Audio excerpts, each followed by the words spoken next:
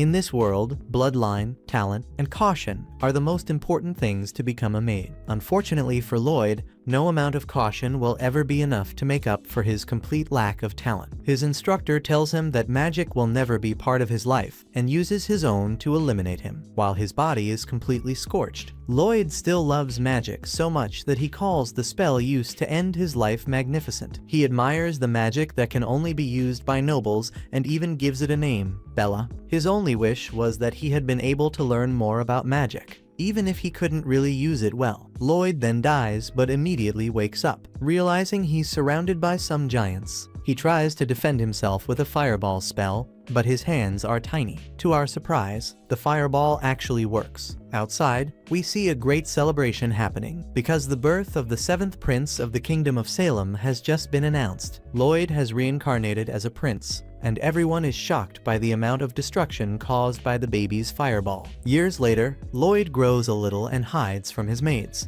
He's invited to take part in an assault, but our boy is far too busy trying to escape from the ladies. The knights decide to leave him alone, because, unfortunately for Lloyd, he's much younger than his brothers, which places him out of the line of succession. One of the knights believes gaining the boy's favor wouldn't be worth the effort, but the other knight explains why he's mistaken. Lloyd is insane. He spoke right after being born, reads spellbooks instead of picture books, and as a true knight, he even refused to drink from the breast. Lloyd was reborn a true prodigy, but the knight adds something even more important. Lloyd might be the reincarnation of the great mage known as William Bardot. William is also known as the father of sorcery, so it sounds a bit ridiculous. Lloyd confirms that he did reincarnate, but in truth, he was just a commoner in his past life. He has no idea why he was reborn, or how he got so lucky to become the 7th son of a privileged royal family. In fact, Lloyd doesn't care about bloodline or glory. He's simply following the same philosophy he had in his previous life, which is to discover just how much incredible magic exists to be explored in the world. He's basically the Lara Croft of magic.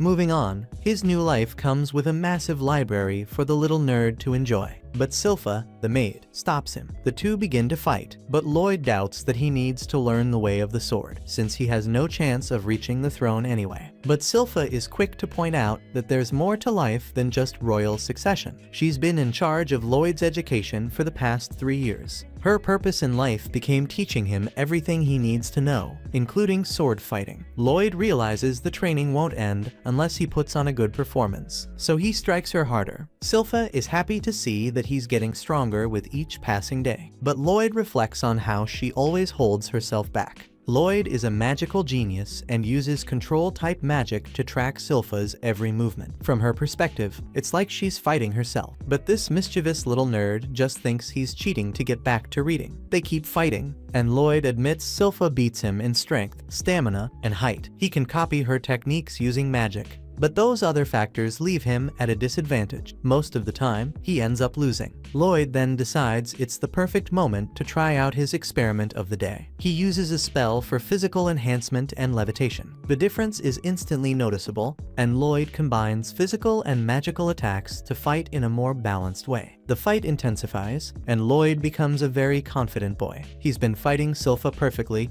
as if she were his mirror image. So now he's convinced he can win if he just does something unexpected. He releases his tracking spell and catches Silpha off guard with an unpredictable move. He apologizes for needing to end the fight right there, but he's thinking about getting back to his reading. And surprisingly, Silpha blocks the attack and does something even more shocking. She realizes he was cheating. She defeats Lloyd and points out that the difference in reach was obvious. He used levitation to compensate for his height, and even made his wooden sword longer. His anger quickly turns into admiration when he realizes that he can use 2 spells at once, something that even court mages find incredibly difficult. But in reality, Lloyd had actually been using 4 spells at the same time. After that, Lloyd is forced to take a bath, even though all he really wants to do is study. The maids warn him not to spend too much time in the library, since a demon that once lived there could devour him. A long time ago, that library was almost completely destroyed, and after the sacrifice of countless mages, the demon behind the attack was sealed inside a book. His name is Grimoire. Silpha is certain that Lloyd wouldn't be afraid of something like that,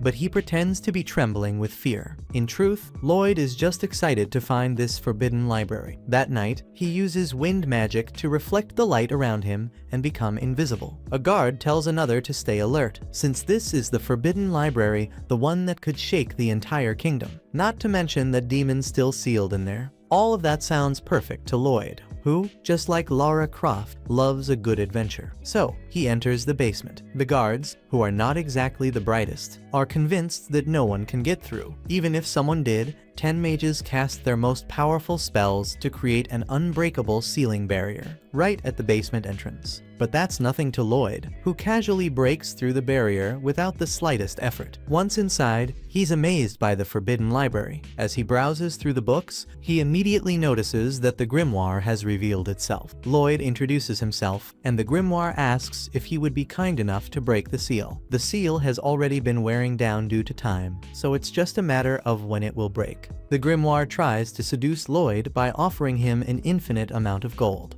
but is shocked to see that Lloyd realized it was just a cheap illusion. Even more surprising, the grimoire sees that Lloyd is completely calm. Lloyd explains that this kingdom is where he studies magic, and he's not about to let some dangerous demon destroy it. The grimoire tries to defend himself, saying he holds no grudges against people anymore. But Lloyd doesn't fall for that. The grimoire then makes another offer: he'll teach Lloyd ancient spells, magic that's been lost for centuries, and now he finally gets the boy's attention. The grimoire realizes that Lloyd has an incredible amount of talent, which makes Lloyd remember his past, when he was told that magic would never smile upon him. And now, with a noble body, Lloyd declares that he can finally explore the full potential of magic. But the grimoire finds the way he talks about himself kind of strange. Without hesitation, Lloyd lifts the seal and prepares to learn the ancient magic. But the grimoire, being the sly and devious demon that he is, suddenly attacks him with an absurdly powerful spell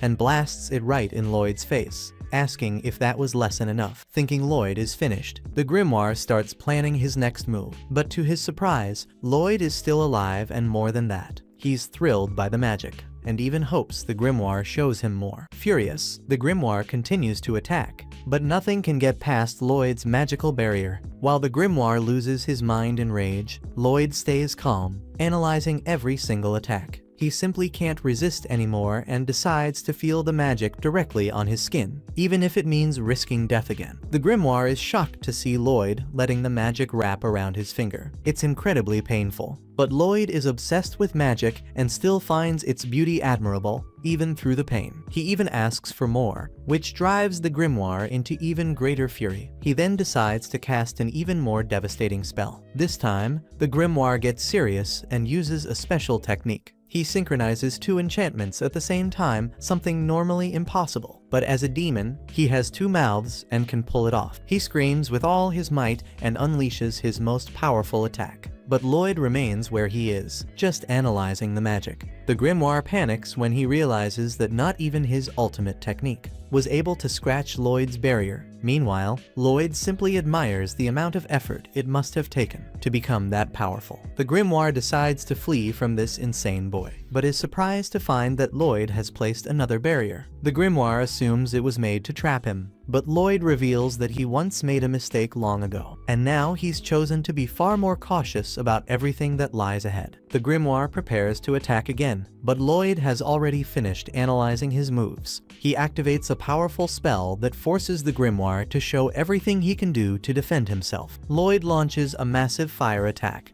and the grimoire is left speechless, wondering where all that mana is coming from. But by then, it's already too late, as Lloyd's attack completely fries the demon. It's almost ironic, a demon being killed by flames. Lloyd then points out that he didn't block the attack, but grimoire just keeps wondering who this crazy and powerful boy actually is. Grimoire then witnesses as Lloyd restores the entire room after it was completely destroyed. He says he's never encountered a mage so powerful before, which leads him to start calling the boy Master Lloyd. Lloyd is surprised to see that Grimoire actually survived his attack, which only makes this little psychopath even more curious. He wants to see just how much more the Grimoire can withstand. Grimoire has no desire to feel the endless pain that would come from being tested by Lloyd, so he commits himself to the boy and offers to serve as his familiar, and Lloyd accepts. to avoid being discovered, Lloyd asks Grimoire to transform into a smaller animal, and Grimoire picks the cutest form he can manage, but deep down, he knows exactly what he's doing. He's basically counting on that cute appearance to lower Lloyd's guard, so he can catch him off guard later. Lloyd tells the demon to climb into his pocket,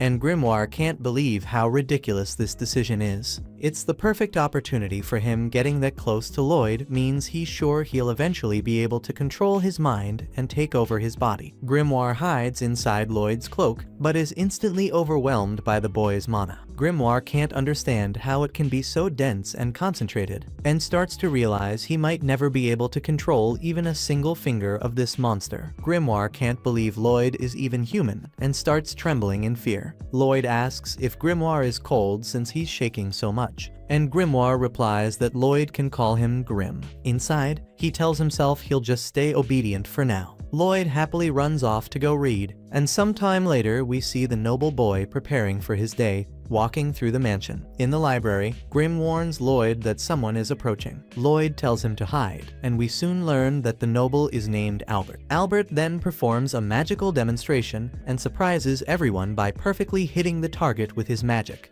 Albert is the second prince of the Kingdom of Salem. He excels in everything, and everyone believes he'll be the one chosen to become the next king. Albert is allowed access to places like this, and he sometimes invites Lloyd to join him. Lloyd isn't able to use much of his magic in the castle, so he enjoys it when Albert invites him to the training field. Lloyd is next to demonstrate his magic, but since he's not interested in the throne, he doesn't feel the need to impress anyone. Besides, if he were to show his true power, he'd be forced to get involved in the battle for the crown among the princes. Lloyd doesn't like that idea. He just wants to research sorcery in peace. Grim wonders what Lloyd will do in this demonstration, and Lloyd explains that he'll simply curve his fireballs so they just barely graze the targets. He says it so casually, but Grim knows it actually takes even more skill than directly hitting the targets. The spectators are disappointed, but Grim thinks they should have realized how impressive it is to control magic with such precision. Lloyd, who loves magic deeply, couldn't care less about their opinions. He's only thinking about how he can improve his technique even more. Albert seems to suspect something but doesn't say anything. He just tells Lloyd that he can stay for now, since he himself will be taking a break.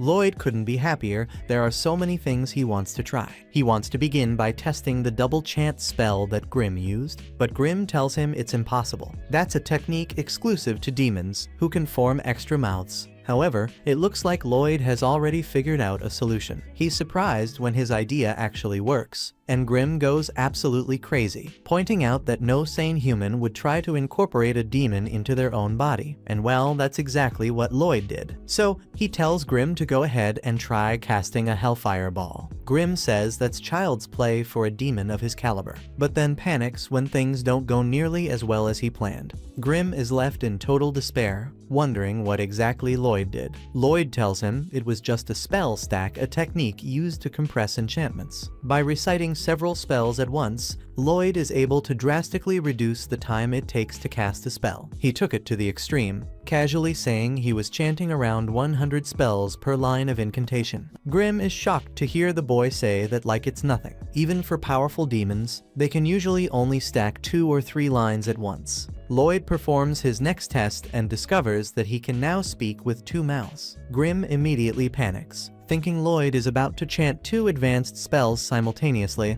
but Lloyd simply silences him. An immense amount of power begins to flow through him, and Lloyd casts both a hellfire ball and a water lightning spell. Grim's panic reaches its peak when he realizes Lloyd actually did cast 2 incredibly advanced spells at once. The mana is intensifying to absurd levels, and Lloyd couldn't be more excited to see what kind of power dual chanting can bring. Realizing he can't release this power on the ground, Lloyd simply directs the spells into the sky. The result is a massive explosion of power that can be seen from a great distance, even from the castle. Some attendants tell Albert not to waste his time with Lloyd, claiming he's just a child and not particularly skilled in magic. Albert then responds by telling them they're blind. He reveals that Lloyd hit all the targets perfectly in exactly the same spot and in the same way. He did it on purpose, and because of that, Albert calls Lloyd a genius. Albert predicts that Lloyd could one day become a grand sage and hopes he'll be an ally in the future. The attendants are confident that Albert will be able to convince him, but Albert simply says he just wants to get along with his younger brother. Albert figures Lloyd probably already knocked down all the targets, but once again the servants doubt Lloyd's capabilities. They think it's impossible for a child to take them down that fast, just as one of the servants wonders why it's gotten so dark outside.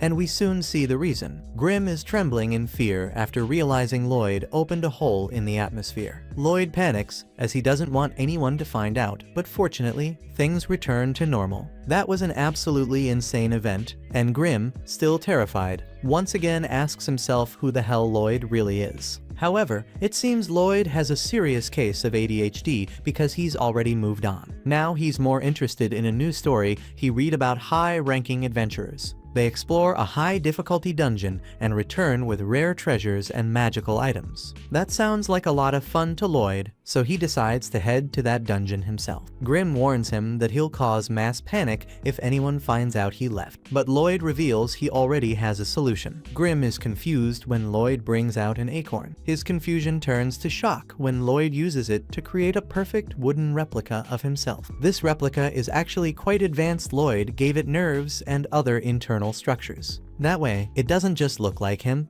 it can also perform simple movements on its own. This is some next-level overpowered stuff. But Lloyd says it's still not enough. He admits he would have done this sooner if he had been sure it would work. Unfortunately, it doesn't, because the real problem is Silpha. A brief look into the past shows how obsessed she is with Lloyd. She even noticed when he grew 1/4 of a millimeter taller. Lloyd knows this dummy won't be enough to fool her. But of course, he already has a new solution in mind. He steps outside, and we see that he left Grim in control of the replica, while still being able to communicate with him through his hand. The maids all adore how handsome he looks, but Grim just thinks Lloyd is completely insane. He transferred Grim's soul into the replica and integrated his soulless body into his hand. Lloyd leaves everything to Grim now, who starts admiring how realistic the replica is. But soon he realizes Lloyd isn't around to stop him, and a few mischievous ideas start crossing his mind. Just then, Lloyd says that he truly enjoys having Grim as his familiar, and this makes Grim tear up.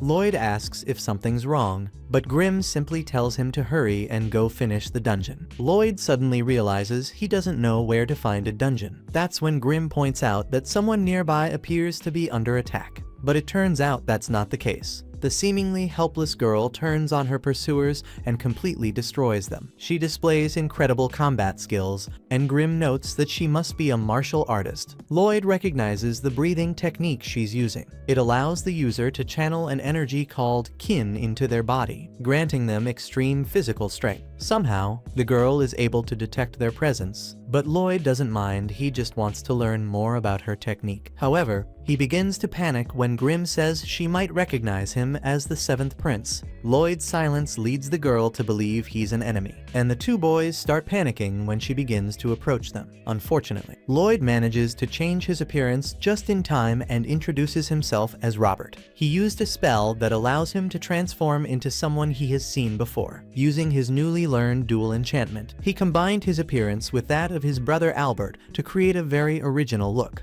The girl introduces herself as Tao, and Lloyd worries she might be suspicious since she isn't responding. But in reality, Tao is panicking because she thinks Robert is super hot. Tao spent all 18 years of her life training. She ran away from her dojo and became an adventurer in search of romance. Unfortunately for her, things didn't go as planned since most guys she meets prefer to be fragile spellcasters. But now her chance has finally come, so she vows to make Robert her boyfriend. She seems pretty busy, so Lloyd decides not to invite her to explore the dungeon with him, but she takes the opportunity anyway. Once inside the dungeon, Tao is eager to show off her fighting skills, but our boy Lloyd is too distracted, obsessed with some shiny stones. Tao is impressed by how much Lloyd knows about her breathing technique. She explains that training in Kai begins and ends with breathing. Proper breathing fills the entire body with Kai and allows a person to unleash waves of superhuman strength. The problem is, it takes a lot of training just to begin sensing Kai in your body. That's why Tao tells Robert he should instead dedicate himself to finding the Kai of her heart. Lloyd completely ignores the cheesy joke and shocks Tao by actually managing to use a breathing technique. He says he just copied it, but she warns him that if he's not used to it, it'll feel like his lungs are burning. But Lloyd, being the lunatic that he is, keeps doing it anyway. He's surprised when he actually starts to feel the energy inside him, and gets excited realizing he can apply this power to spellcasting. Tao decides to help him learn about Kai, and instructs him not to stop the breathing technique until they leave the dungeon. Meanwhile, back home, Grim thinks Lloyd is insane. He has such a comfortable life, yet doesn't care about that at all. All that matters to him is learning more about sorcery, and things are actually going well for Grim, until Silpha appears, and Grim gets terrified again. Back in the dungeon, Tao demonstrates a burst of Kai and uses it to defeat a dungeon boss. They are rewarded with a treasure chest, but Tao explains that a dungeon that hasn't developed much won't have any impressive loot. When they look at the chest, Tao is a bit surprised that Robert has already learned her breathing technique in such a short time. Tao realizes she hit the jackpot. If she can get Robert to start a student-teacher romance, her caretaker will have no choice but to accept him as her fiancé. Tao goes to open the chest, but Lloyd will have to rescue her because it turns out to be a deadly trap.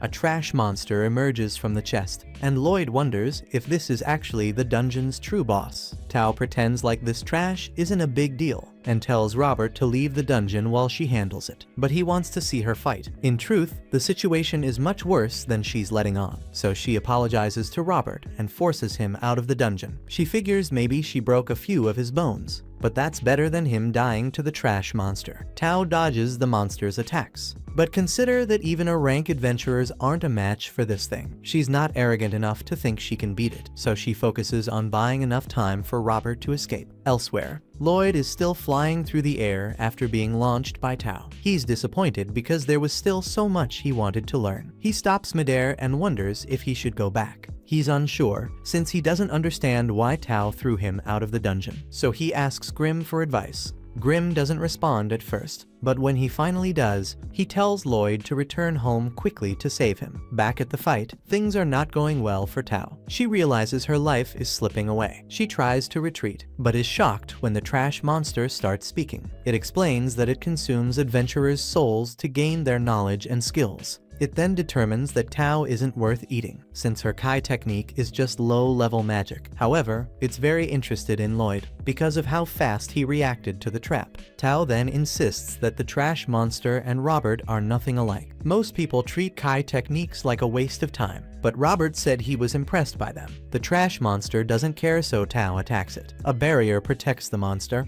but she continues attacking it without rest, as she explains that she's been training to use her Kai techniques since she was 5 years old. Tao truly shows how irritated she is, saying she spent all that time training and never had the chance to find a boyfriend. After throwing out countless strikes, she finishes with one final devastating blow, declaring that all her frustration is exactly why no one should mess with her. Tao used up so much of her Kai that she can't move a single inch anymore. Things are starting to look bad. The trash monster reveals it's still alive. Tao had unleashed a full-powered Kai explosion to destroy its barrier, but the trash mocks her attempt, saying it was pathetic. Her full power is weaker than the magic of a single one of its fingers. It goes on insulting her, claiming she wasted her entire life on useless training. Then, it casts a spell to crush her with a magic fragment, but it's shocked to see Lloyd suddenly appear to rescue her. Lloyd says he's taking over now, but he doesn't have much time, so he'll have to end the fight quickly. Tao has no idea what's going on and asks Robert what he's doing there,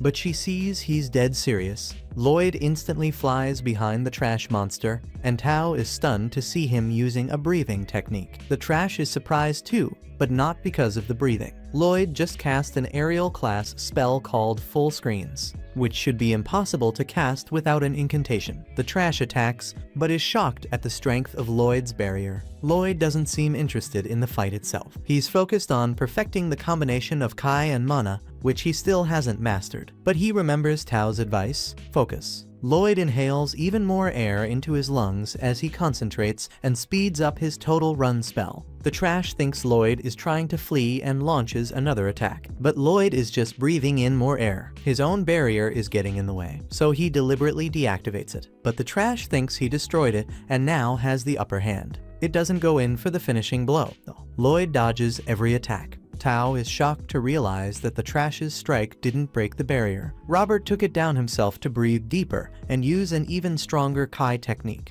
He continues dodging while his Kai begins to radiate around him. Everyone watching is stunned as Lloyd uses his new power, but he's still not satisfied. He makes a small adjustment and starts laughing like a maniac as he unleashes a flurry of attacks against the trash. The psycho even hopes the monster doesn't give up. He's having way too much fun and still wants to test many more things. The trash, for its part, is utterly confused. It was sure Lloyd was just a mage, and yet, even without using a single incantation, his basic Kai techniques are going toe-to-toe with the trash's advanced sorcery. The trash starts taking damage, and realizes Lloyd's techniques are actually overwhelming it. Lloyd refines his attacks even more. The trash prepares to block with its barrier, but it's no use. The attack pierces through the barrier and through the trash's body. Meanwhile, Tao watches in complete shock as Lloyd declares that he's finally discovered something. Afterward, Tao is a little disappointed. All they got in exchange for so much effort was an old dagger. Lloyd takes a closer look and realizes the dagger is infused with mana.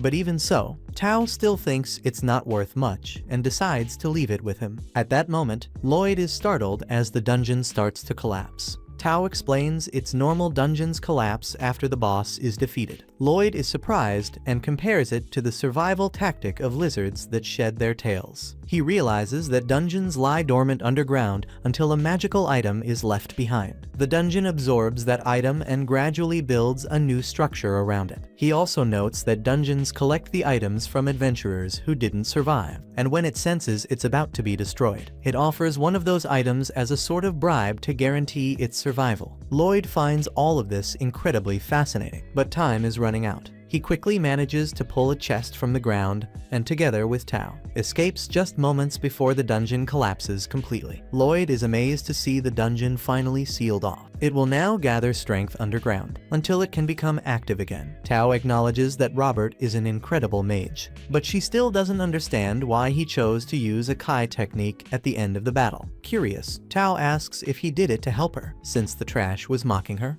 And to her disappointment and ours, Lloyd reveals that he only used the technique because he just wanted to have some fun. But at that moment, Lloyd gets ready to leave, remembering that he has to go back home. Meanwhile, Tao is deep in thought, realizing that the Kai technique Lloyd used was so advanced, she couldn't even reproduce it herself. Determined, she declares she's going to train even harder to become even stronger. The last time they see each other, Lloyd, as he's leaving, says he's also going to train a lot. So Tao decides she wants to become someone capable of catching Lloyd's attention. But at that moment, she realizes she has no way of contacting him anymore. And it's already too late. Lloyd is long gone and has already made it back home. There, he's shocked to see Grim crying. Silpha had taken the fake Lloyd out for training, but she was terrified by how weak he was and promised to make him strong again. Now Grim is crying because he didn't get to go through that training himself. He's also disappointed to find out Lloyd was away all this time, only to come back with a sword of questionable quality. But Lloyd says the sword is actually a valuable treasure. He puts it in hot water and scrapes its surface to reveal it was treated with mana essence. He explains that mana essence is extremely difficult to obtain, and that enchantment spells are also very complex.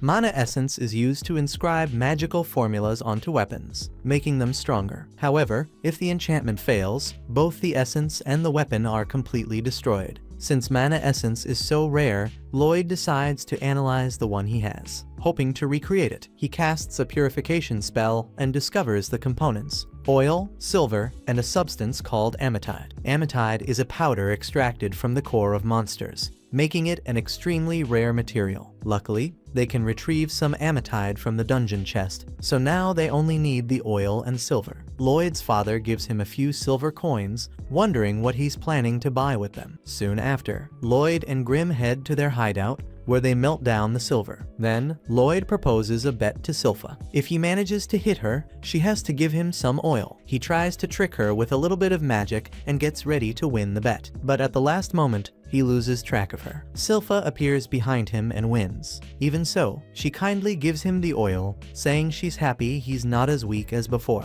Grim was secretly watching everything and feels deeply insulted. He realizes she was calling him weak. He thinks that even without magic, she shouldn't have been able to beat him. So he asks, "Just what kind of maid are you?" Anyway, Silpha watches Lloyd and admires how impressive he is. Even though he's only 10 years old, he's amazing both with the sword and magic. She imagines that he could one day become a great knight commander. Lloyd just thanks her for the oil, and she wonders what he's planning to cook with that. Back at the hideout, Lloyd and Grimm add the oil to the mixture, and finally complete the mana essence. Lloyd then asks Albert for some weapons to test his enhancement magic. Albert finds Lloyd's love of magic adorable, and asks his troops which of them wants their adorable little brother to enchant their weapon. They all eagerly offer their swords, but only because Albert practically ordered them to. In truth, they're not excited at all. Enchantments are so difficult that they almost never work. And worse, Lloyd is only 10 years old. They're convinced he's going to end up breaking all the weapons. Grimm overhears how much they're doubting Lloyd and gets furious. He decides to help and angrily declares that they'll enchant those weapons and make them invincible. Lloyd writes out an enchantment called Boost Power. He starts acting like a mad scientist. Grimm is shocked when Lloyd applies 3 layers of the spell. This kid is a maniac, filling every tiny spot he can find with spell formulas.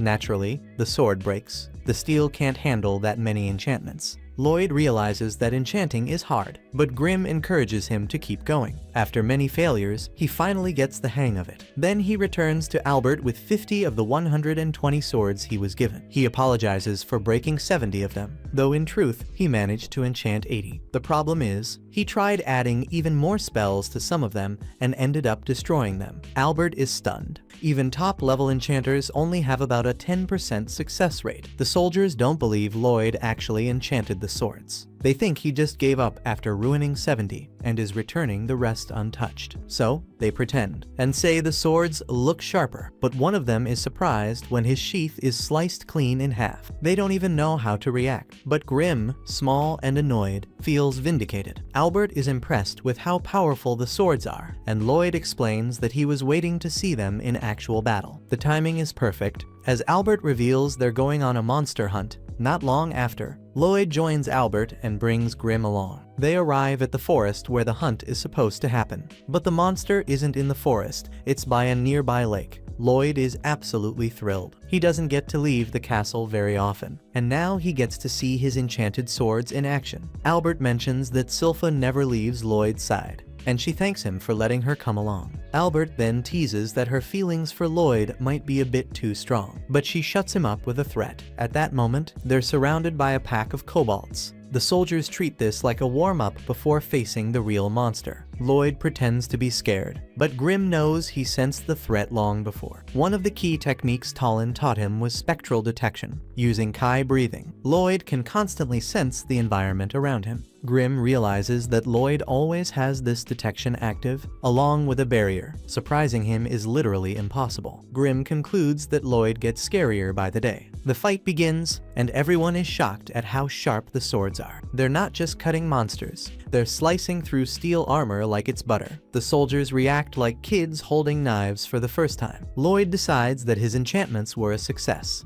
and Albert agrees, calling his brother a prodigy of enchantment. Silpha agrees as well, standing atop a pile of defeated monsters. But Lloyd points out that he didn't even enchant her sword. Right then, a kobold tries to attack Lloyd, but Tal appears out of nowhere and takes it down. Lloyd almost calls her by the wrong name Roberto, but catches himself in time. Tal notices Lloyd is using Kai breathing techniques, but says she came because she thought she sensed Roberto. Looking more closely, she notices a strong resemblance between Lloyd and Roberto. Silpha kills another monster and compliments Tal for the assist, but warns her not to get too close to Prince Lloyd. Tal says she felt the presence of a stronger monster approaching, and warns them not to underestimate advanced Kai techniques. Tension rises between the two. Albert steps in and calms them down, inviting Tal to join him instead. That night, Tal is shocked to learn that Albert is a prince. He does resemble Roberto a little, but not as much as Lloyd does. Lloyd hides nearby and realizes Tal's proficiency with Kai has made her extremely sensitive to his presence. He was using spectral detection, and that must be how she found him. He decides to hide inside his tent, but for some reason, Silpha is in there changing clothes. Lloyd tells her he doesn't need her to protect him, but Silpha disagrees. She doesn't like that this new girl is chasing after him. Tal walks in and interrupts. Silpha calls her an idiot. Tal calls Silpha a pervy maid. The two start bickering, and Lloyd takes the opportunity to sneak out. Albert calls Lloyd a lady killer, and notes that Silpha has changed a lot since she started looking after him. Silpha sees a lot of maturity in Lloyd, but Albert warns him that relationships with women can be complicated. At that moment, the girls realize the soldiers are watching them a bit too closely, so they knock them all out. Lloyd gets the message from Albert loud and clear. Tal explains she was hired to cleanse an ancient shrine. Silpha tells her to hurry up and do it. They almost start arguing again, but Albert steps in and says Tal's ability to sense danger is very useful. He wants her to stand watch during the night, but Tal says there's no need, because the monster is already here. It's a wolf-bear monster. Silpha tells Lloyd to stay behind her. The monster charges in, and Lloyd notes how incredibly fast wolf bears are for their size. He tries to talk to Grim, but the little guy is lying on the ground, as if he recognizes the shrine. Tal manages to save a few soldiers, but this monster is seriously strong. Albert's had enough. He draws his sword, apologizes to the beast, and says that the locals have suffered long enough. He unleashes a devastating attack, reciting a spell while swinging his blade, and obliterates the monster in one blow. Everyone is shocked he took the monster down with a single strike. But Albert realizes his attack is never that strong, and that it was only possible because of the enchantment Lloyd put on his sword. Lloyd thinks about how he added a little extra to Albert's sword. But Grim isn't even paying attention. He's deeply worried. He reveals that there's a sealed demon in the nearby shrine. Everyone is shocked when the wolf bear is suddenly still able to move. Other monsters appear out of nowhere, and a voice begins to speak. It's angry that one of its servants was harmed. The voice comes from inside the wolf bear and introduces itself as the demon Pazuzu. He swears they'll pay with their lives and sends his minions to attack. They're easy to cut down, but the problem is that they regenerate instantly. Tal rescues Albert and quickly determines that the demon is controlling all the minions. Lloyd wonders if this demon is someone Grim knows, but he doesn't. Grim explains that Pazuzu can transmute his mana to control monsters. This makes the monsters believe he's their master, but in reality, his mana just acts like strings, controlling them like puppets. He can also channel mana through those strings, which is why the monsters regenerate so fast. Grim declares seriously that things are about to get ugly, and Pazuzu won't be easy to defeat. Lloyd, however, doesn't care. He just wants Grim to teach him mana transmutation. Silpha wants Tal to do something already, but Tal points out that Silpha isn't doing anything either. Grim warns Lloyd that this isn't the best time to try learning something. People are literally fighting for their lives. But Lloyd is confident they'll be fine, and insists that Grim teach him anyway. Meanwhile, Pazuzu watches the battle. He comments that although his opponents have skill, most of them are only surviving because of their weapons. He starts mocking Lloyd, saying he ran away like a scared baby. Silpha clearly doesn't like what he's saying, so Pazuzu provokes her further, saying it must be exhausting for her to care for such a pathetic waste of flesh like Lloyd. This really crosses the line. Silpha snaps,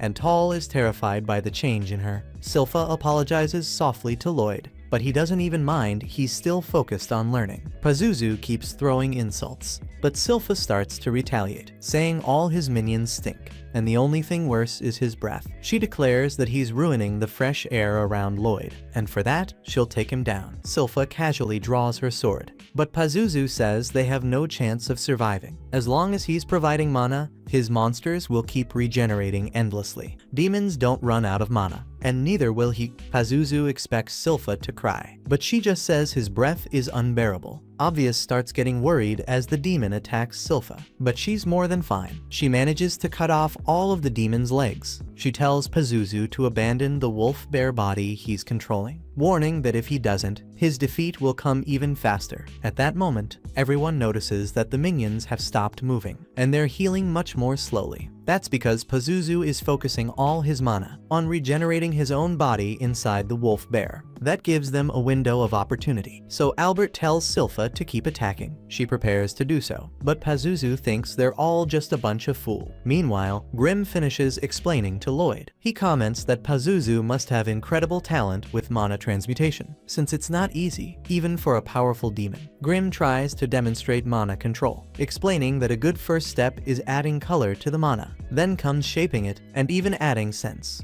Grimm does his best, but is stunned when Lloyd reveals he already shaped his mana into a flower, and even added a fragrance to it. Grimm can't believe Lloyd did it so perfectly, and the two take a moment to appreciate the scent. Meanwhile, Pazuzu is extremely frustrated. Silpha is beating the crap out of him. He can't understand how she leaves no opening, how someone like her could just be a nanny. Silpha borrows a sword from one of the soldiers, and admires it enchanted by Lloyd. Her obsession with Lloyd makes Pazuzu curious. He declares that he wants to dissect him. The demon shows off immense speed, but keeps insulting Lloyd, which only makes Silpha even angrier. The demon grabs and mocks her, calling her a stupid human for falling into his trap. However, he freezes completely when he realizes Silpha is still alive, and in one clean strike, she cuts the wolf bear's body in half, declaring that this is her family's twin blade art. Then she follows up with another move called Diving Sparrow, which cleanly severs the monster's head. Pazuzu tries to insult her, saying she's just a maid.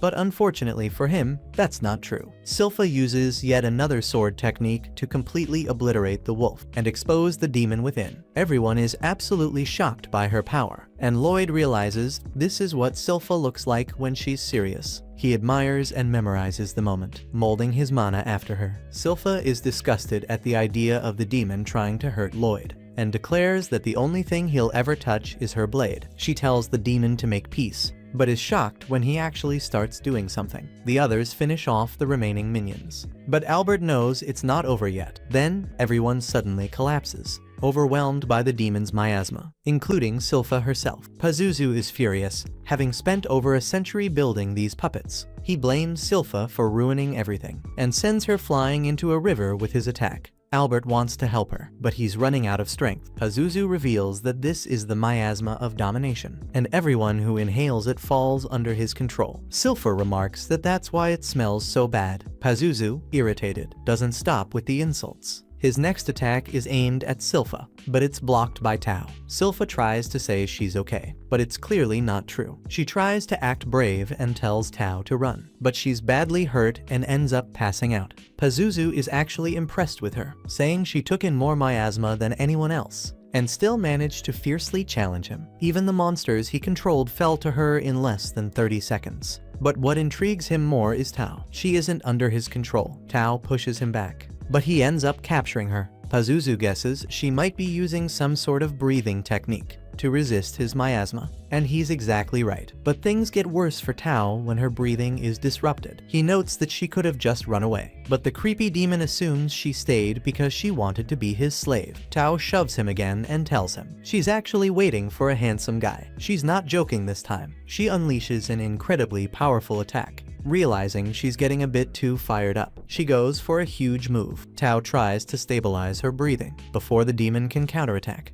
But then something even worse happens. She's attacked by one of his puppets. She's shocked to see that they've already regenerated. Pazuzu wonders who this handsome guy she mentioned is. Tired of all the talk, he releases his miasma of domination at full power. He's sure she'll fall under his control now. But Tao suddenly realizes something. The handsome guy she's been waiting for is closer than she thought. She can still feel him, even through all of Pazuzu's miasma, and that gives her hope. Pazuzu has no idea what she's talking about. Tao then reveals that the most handsome guy of all is on his way to destroy him. Unfortunately, her time runs out, and she is devoured by one of the puppet monsters. Pazuzu now turns his attention to Silpha, thinking she'd make a perfect addition to his army. He knows it'll be tough to bring her under control, but her power is worth the cost. Pazuzu plans to flood her with miasma, and Lloyd realizes that this must be how he controlled the werewolves, using miasma to kill their parents and break the minds of the pups. Pazuzu proudly declares that no one can challenge his rule. Lloyd calmly says he's awful. Pazuzu is shocked to see that Lloyd is somehow able to move freely within the miasma. He demands to know how that's possible, but Lloyd doesn't even know himself. That fact alone is even more terrifying. Then Pazuzu is stunned again when he realizes Grimm is a demon. He can't understand why a demon would be protecting a human,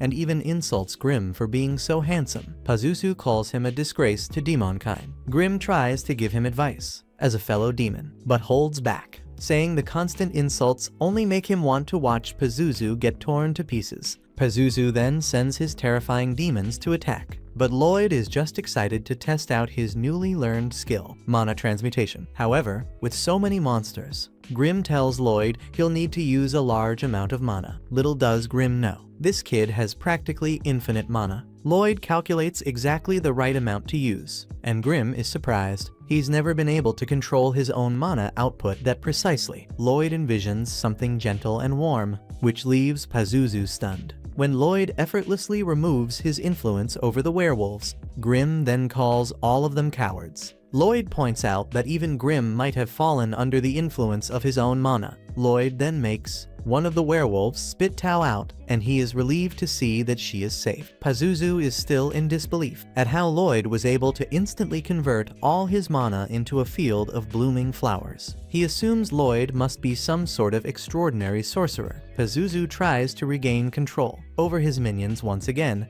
but Grim declares that it is already too late. The werewolves have remembered their power as monsters, and that Pazuzu was the one who wiped out their parents. Enraged werewolves begin to attack Pazuzu, and Lloyd is impressed by how they coordinate and fight as a group. They are incredibly powerful like this, and no puppet could ever replicate such behavior. Pazuzu then reveals that he is still a formidable demon and punishes the werewolves who dared attack him. He feels no remorse for having eradicated their parents and insults them, calling them mangy mutt. Pazuzu is now extremely furious and says this is what happens when someone dares to challenge him. He explains that no matter what kind of spells Lloyd tries to use, they will be ineffective against a demon. Lloyd recalls that Grim said the same thing earlier, that demons cannot be eliminated by magic. Grim confirms that nothing like this has ever happened before. Pazuzu then proclaims he will now show Lloyd his true power, since he is no longer supplying mana to his minions. But Lloyd doesn't even listen, as he is now completely absorbed in trying to understand why magic cannot eliminate demons. He assumes that demons are incredibly hard to completely erase, but that only excites this peculiar boy even more, making him eager to discover what is truly needed to accomplish such a feat. Pazuzu is then absolutely horrified by the dark and immense power of mana coming from Lloyd's body, and Grim points out that this is the reason why Pazuzu's mana never had any effect on Lloyd. Lloyd had once decided to keep his power hidden in order to avoid causing unnecessary tension, and containing it all this time has been a truly exhausting effort. Grim tells Pazuzu that his mana was never even close to being enough to reach Lloyd. Pazuzu and Grim may both be demons, but there is nothing they can do with their mana that compares to Lloyd's power. This boy is a bit of a madman as always, and is thrilled to have a demon available to test out all the spells he wants to experiment with, especially since, supposedly, demons cannot be destroyed by magic. That means Lloyd can unleash his power without any kind of restraint. Pazuzu trembles in fear, only able to imagine how Lloyd could possess such an outrageous amount of mana. He wonders if this is some kind of nightmare and is left in shock.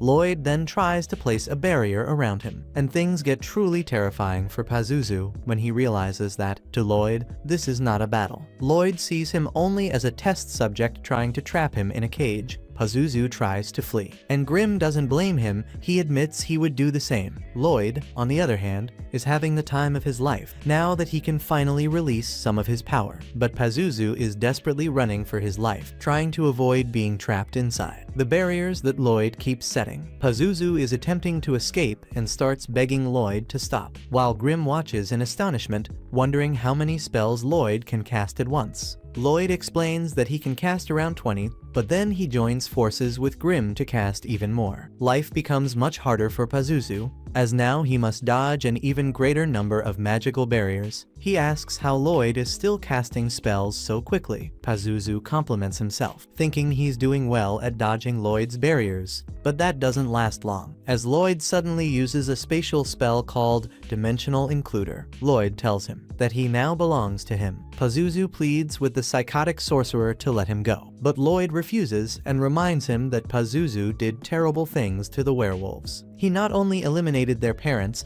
but also experimented with chimeras on them. Pazuzu demands to be released immediately, claiming to be the demon destined to rule the entire world. When that fails, Pazuzu tries to offer Lloyd a higher position in his future regime, but that doesn't work either. He then pleads for Lloyd to calm down, admitting that he has never been struck by the magic of someone as powerful as him, and now genuinely fears that he could die. But Lloyd is no longer paying attention to him, and is already chanting an absolutely insane enchantment. Pazuzu continues begging for his life, but it is already too late, because the spell is in motion. Lloyd estimates that he's casting around 240 spells per minute. He is amazed by the beauty of the scene, and decides to continue doing this for another 30 minutes. But not even 5 minutes later, he begins to fear that the demon may already be dead. Grimm explains that sorcery affects demons the same way unpleasant sounds and lights affect humans. However, the massive amount of magic Lloyd used on the demon caused serious consequences.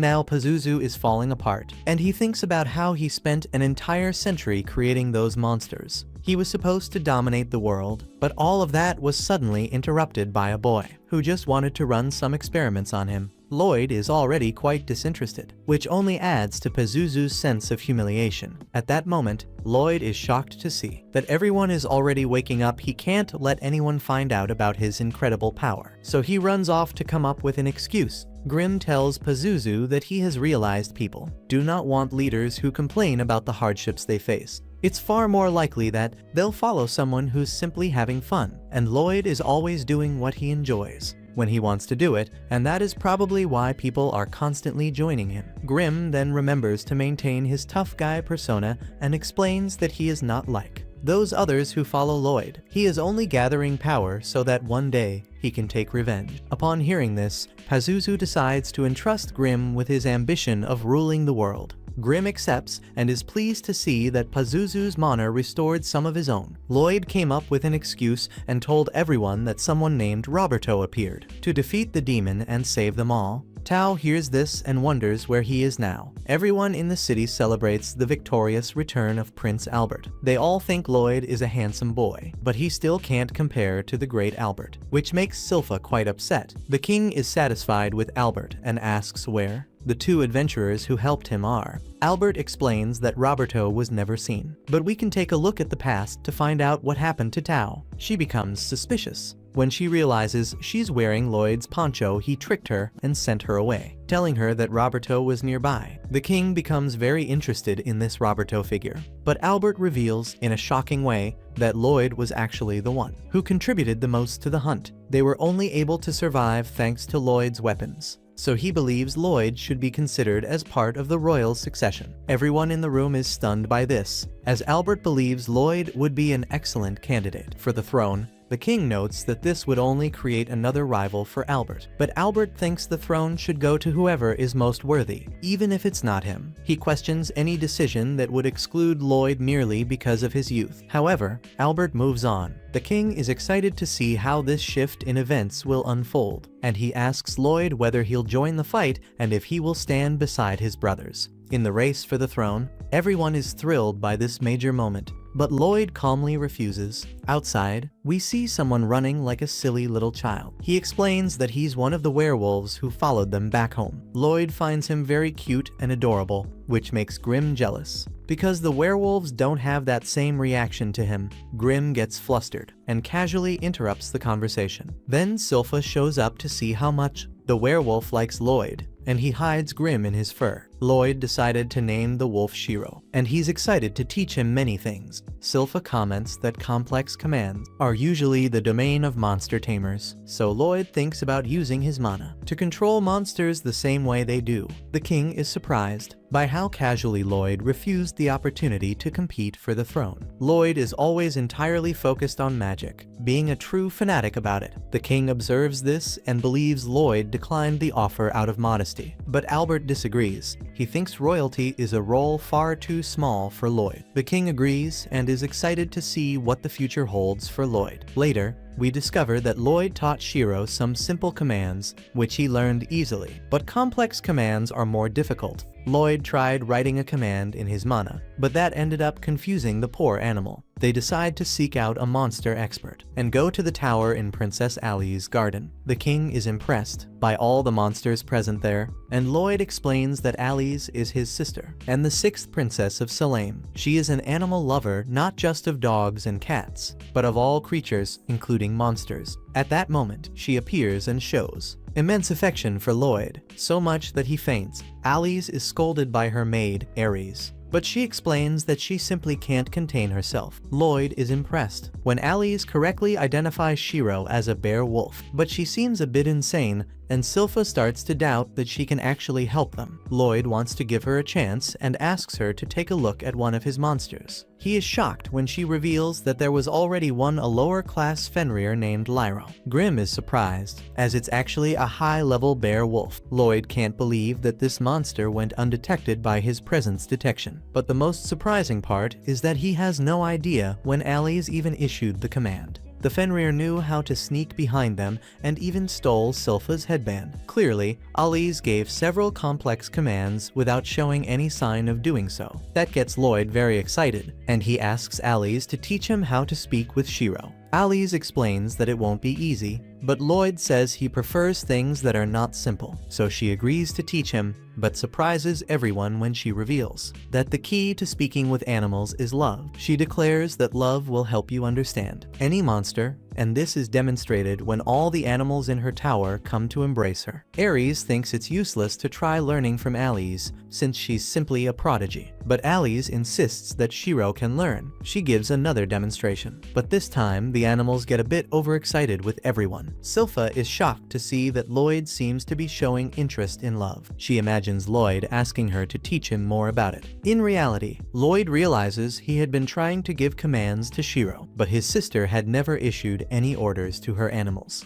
Instead, she was simply sharing her will with them. When she spoke to them, Lloyd noticed that the mana wasn't coming from her hands, but was flowing directly from her head to theirs. This means she is subconsciously connecting to the animals through mana, giving them a direct vision of what she desires. Lloyd concludes that instead of giving commands, he'll try to share a mental image of his will. So he does exactly that, and everyone is amazed when Shiro performs the trick Lloyd had been trying to teach. He celebrates alongside Shiro, and Ares concludes that he truly must be very talented. The technique he used is exactly how monster tamers share their will. Silpha is also impressed, though slightly disappointed, that it wasn't the way she had imagined. Ares is upset, saying it should have been love. But sharing one's will isn't something that complicated. Lloyd explains that love indeed plays a fundamental role in the technique, and he is absolutely thrilled to have finally discovered how to connect with animals. Silpha suggests that he should dedicate himself to sword training as well. And coincidentally, Albert appears, wanting to talk with Lloyd. They argue over who gets to keep Lloyd's attention, and Albert mentions that he wants to introduce him to someone. That someone is Lloyd's older brother, the 4th prince, Dion. Dion heard that Lloyd enchanted Albert's sword, but he's skeptical and wants to see it with his own eyes. Albert explains that Dion studied blacksmithing in stereo, which is why he's quite interested in enchantment. Without wasting time, Dion prepares a test for Lloyd's abilities.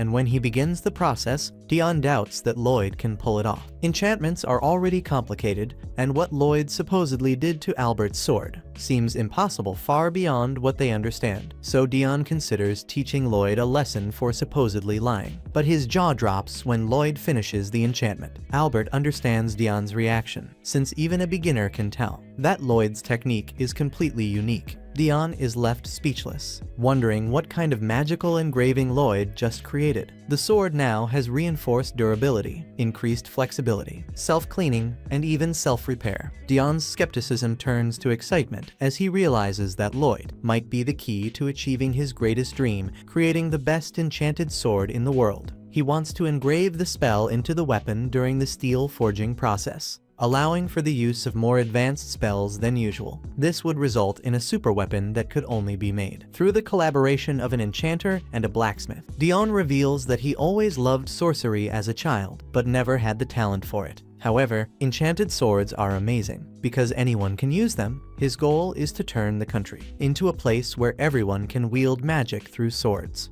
Lloyd, on the other hand, doesn't care much about those goals. He's more interested in the production process, so he agrees to help Dion. Dion explains that he wants the sword to release fire when swung, and for that, Lloyd recommends an enchantment called Pyro Lens. The problem is that the formula requires 14 components, and an enchanted sword can only hold a maximum of 5. Lloyd's solution is to compress the formula into just 2 components. Lloyd completes the compression and prepares to apply it to the steel that Dion is currently forging. However, both are surprised to see that the steel broke just from the application. Lloyd tries to find solutions, but the steel keeps breaking. He feels bad for wasting so much mana essence without understanding what is going wrong. At that moment, Grimm notices something about the mana essence and Lloyd's pressure. Dion encourages Lloyd to keep trying, saying he managed to obtain a large amount of mana essence at a low price. Lloyd then purifies the mana essence and realizes it contains almost no ametite. Enchanting the sword requires a much higher concentration of ametite, but this material is made from monster cores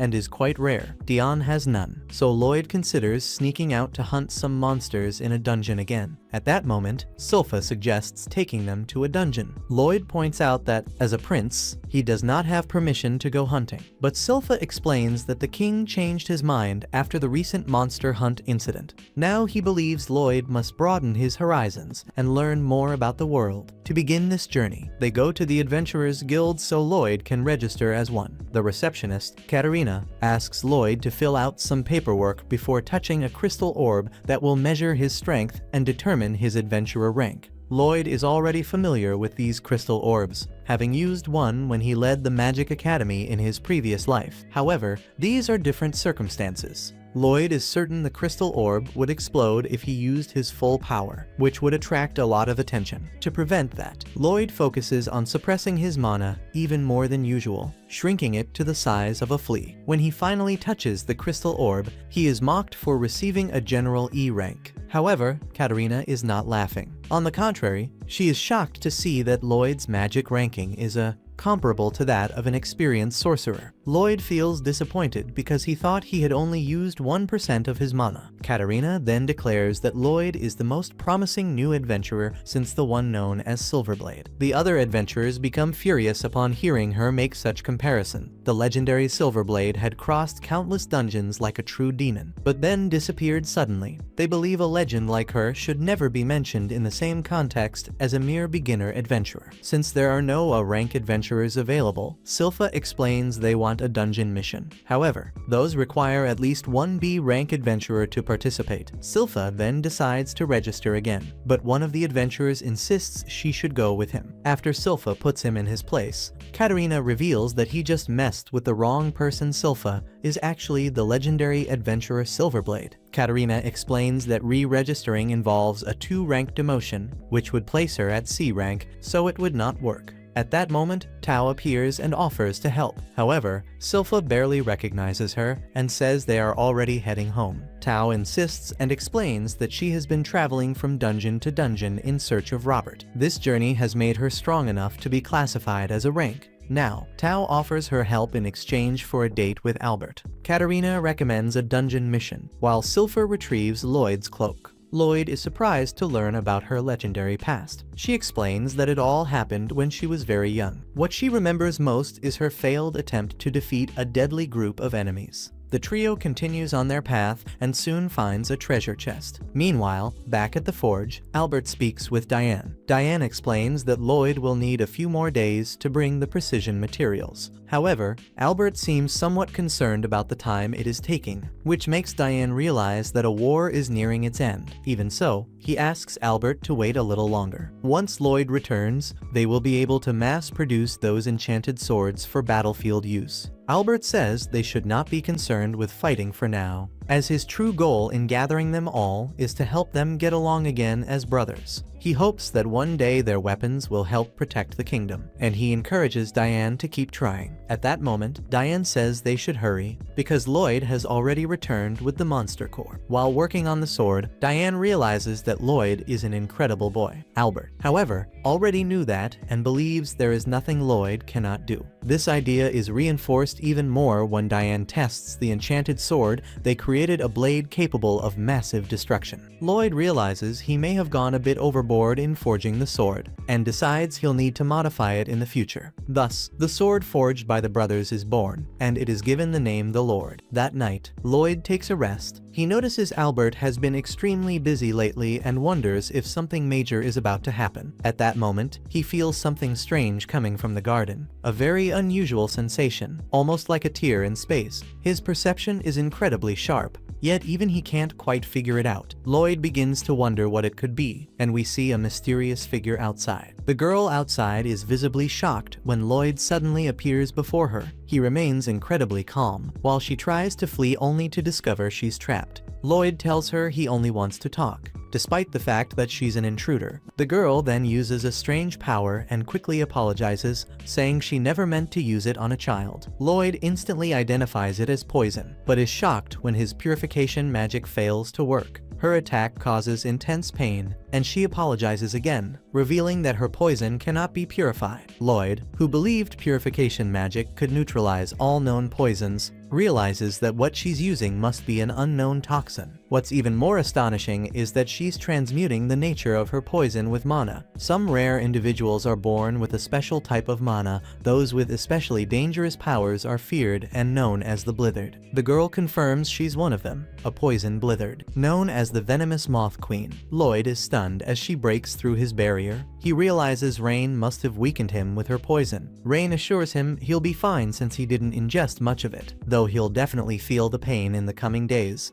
Rain takes her leave, and Lloyd is surprised she was able to completely hide her presence. Grim arrives, telling Lloyd it's no time to be impressed. Lloyd says he's fine, his body is constantly healing. Grim then asks why he didn't stop the girl, and Lloyd explains he let her go to track her back to her hideout. Grim has no clue who they are, so Lloyd reveals that Silpha told him about the Assassin's Guild. He's certain Rain is one of them. The guild consists of 6 assassins, each with a bounty on their head, but what excites Lloyd most is that each of them possesses unique abilities. Lloyd tracks where she went, and Grim can't believe he's able to trace someone who's supposed to be undetectable. Lloyd explains that her presence is like a tear in space. He follows Rain, just as Silpha arrives late to the scene. Elsewhere, Rain is confronted for not eliminating her target. However, she shares that she gathered useful intel. They're mass-producing enchanted swords, clearly preparing for war. But this only angers one of the assassins, who tells her to stop acting like she's their leader Jade, since he's been gone for a long time. Rain argues that Jade isn't coming back, but they're quickly told to stop arguing. They're being watched. Lloyd then reveals himself, surprising Rain, since he's still poison. The assassins had heard rumors that Lloyd pretends to be unremarkable, but is actually incredibly powerful. Regardless, none of that matters. Lloyd found them, so he can't be allowed to leave. Our bold young hero hears this and decides to lower his barrier, prompting Grim to wonder how insane Lloyd must be. Lloyd says he's facing enemies with unique powers, and it'd be a shame if he couldn't experience them for himself. He uses his tracking skill to imitate Tao's fighting technique and tells the assassins to come at him. He fights the first challenger, who is surprised to see Lloyd knows martial arts. This guy is impressively flexible and reveals he can twist his entire body to fit through the smallest spaces. He's known as Babylon the Giant Rat, also called the Knower. Lloyd is fascinated, as the man's body is truly unique, but there's no time to admire it. Since someone else approaches Lloyd from behind, the man says his words sink deep, and Lloyd is stunned as his body suddenly becomes unbearably heavy. His name is Crow, the Shadow Raptor, and the mana in his words marks him as a cursed Blithered. Next, the Brood attacks, but it's Crow who ends up shocked, as Lloyd uses sheer strength to break through the curse. Then, Lloyd is caught in a trap, and the large man introduces himself as Galil the Spider. He's known as the Webbreaker, able to transmute the mana around his body into a sticky substance. Lloyd manages to break free and marvels at how unique his opponent's abilities are. Then he is suddenly attacked by a girl, but Lloyd easily dodges her strikes. At that moment, the wild girl stabs herself in the leg, and somehow, Lloyd feels the pain in his own leg. The girl then reveals her name, Thalia, the antenna of Dory, and she explains she has the ability to share pain with anyone she sees. She is known as the Pain Breaker. Lloyd can only wonder how exactly her ability works. With the introductions out of the way, Thalia is thrilled to believe she has finally taught Lloyd what fear is. However, she is shocked when Lloyd calmly replies that he feels no fear. What's even more surprising is that Lloyd instantly heals both stab wounds, despite them having pierced all the way through. The boy truly shows how crazy he is when he starts wondering what would happen to Thalia if he healed himself, and whether that healing might affect her too. He then asks if any damage he deals to her would also be reflected back onto him. Lloyd casts enhancement magic to create blades out of some torn fabric, and then uses his tracking ability to mimic Silpha's fighting style. Our eccentric little warrior now tells the assassins to get ready, because he wants to test how well they can defend themselves. The assassins realize that he looks just like the swordswoman who traumatized them in the past, and they're terrified. Lloyd launches his assault, and the assassins are shocked to see he's highly skilled not only with blades but also in martial art. What makes this even harder to believe is that they had only heard of Lloyd as a magical prodigy. Lloyd nearly slices Babylon in half, but is impressed when the giant rat relaxes his body at the moment of impact to reduce the damage. The other assassins try to team up against Lloyd, but end up hurting each other in the process. Lloyd strikes Babylon again with such speed that Babylon can't even say the word stop to force Lloyd to halt. Lloyd then uses a double sparrow strike, and all Babylon manages to say is ball. Lloyd wonders if he would have gone bald had Babylon said that word, but he's just glad he didn't find out. Gallo wants revenge, but his web sticks to everything, putting Thalia in an awkward situation. Lloyd then attacks Thalia, but she reminds him that hurting her means hurting himself too. She assumes he'll back off and is stunned when Lloyd instead grows even more excited to feel what it's like. He sends both of them flying, causing immense damage, but he's happy it worked. The brute then catches Lloyd in his webs, but Lloyd escapes and lands a massive punch charged with thunder energy. By now, Lloyd is bleeding from his mouth, which only makes him seem even crazier when he asks Rain to show him her poison again. Gallo warns him not to push her, she can't control it well, and if she uses it, everyone might be affected. Lloyd notices that none of them seem to have full control over their powers, and Gallo confirms this. He explains that if they had learned to control them, maybe they wouldn't have been forced into becoming outlaws. In a fit of rage, Gallo attacks Lloyd, but Lloyd easily restrains him. Rain tries to rescue Gallo while he cries out in pain, but Lloyd also stops her. She's determined to make Lloyd pay for what he's done to Gallo until Gallo reveals he's actually fine. In fact, he's better than fine. For some reason, he's now in control. Everyone is shocked when Lloyd reveals he engraved a spell directly onto Gallo's back, allowing him to control his power. Lloyd admits he's never cast a spell onto a human body before, but he's glad it worked. Gallo is overwhelmed as his curse finally ends,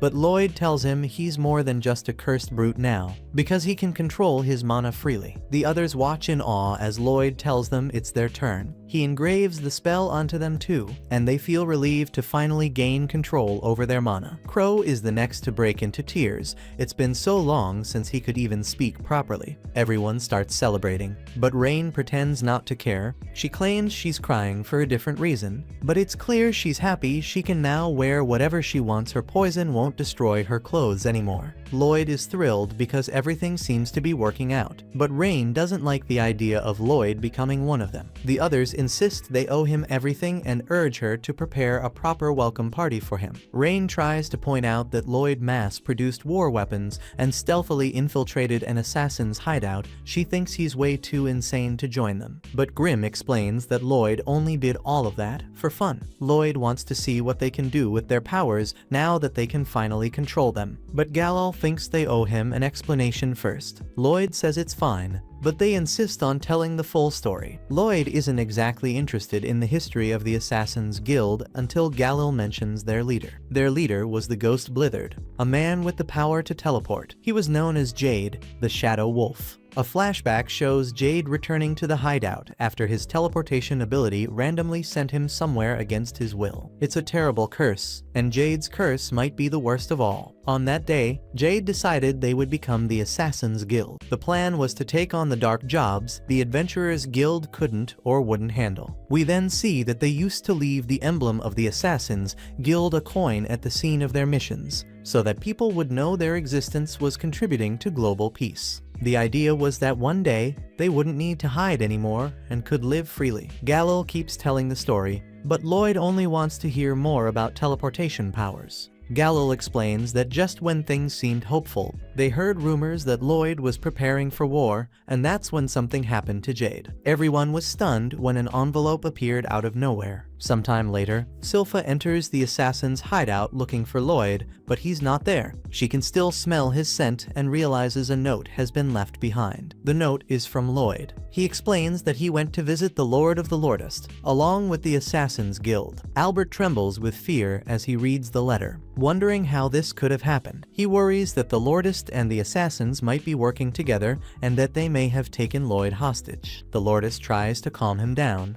and Albert agrees that going to war with the Lordist isn't the answer. War should be the absolute last resort, so Albert swears he'll find a peaceful resolution until the very end. They both fear the worst and immediately forget everything they just said. The two instantly agree. War is the only option.